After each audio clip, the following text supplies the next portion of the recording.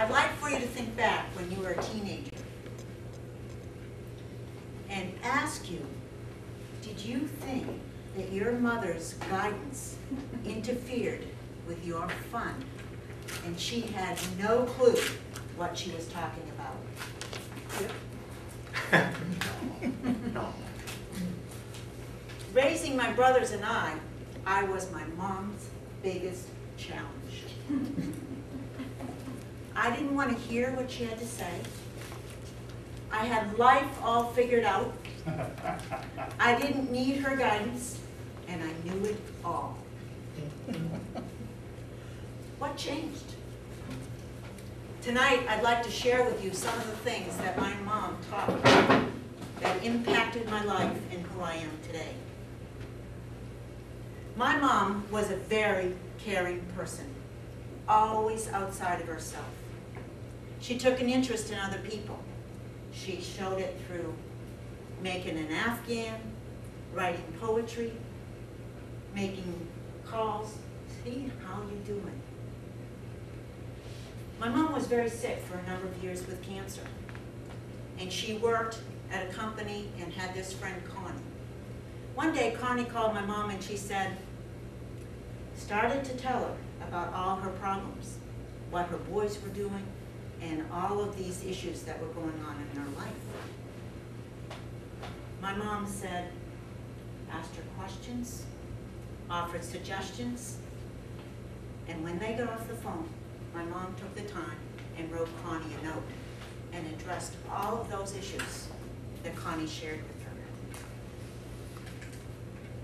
When Connie got the note, she called my mother and she said, Violet, I can't believe that you were the sick person and I didn't even think to ask how you were doing.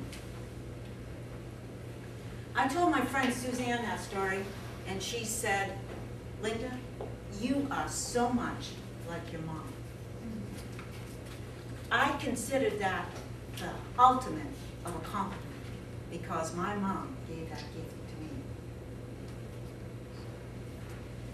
At 58 years old, my mom earned her GED. She took some creative writing classes and she wrote 2 books of poetry and had them published in her retirement years. When I was going to college, I took courses that didn't have writing. As you know, it didn't take long until I had to take courses that had writing. And I said to my mom, I don't know that I can do that. She said, Lynda, I can hear her saying it today. You can do it. You can do anything that you set your mind to do. You can do it. At 53 years old, I graduated with my bachelor's degree.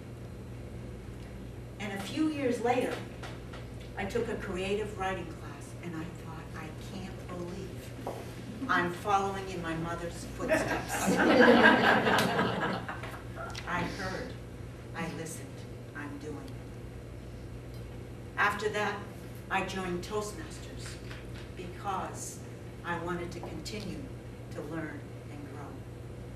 My mom taught me, set goals, make commitments, follow through, do it, learn, and grow. I grew up in a very religious home, went to Sunday school, church, and youth group. I had very high standards in my home and strong values that were ingrained in me. I had faith in God, but it petered over the years. And as an adult, I stopped going to church. And I always missed it.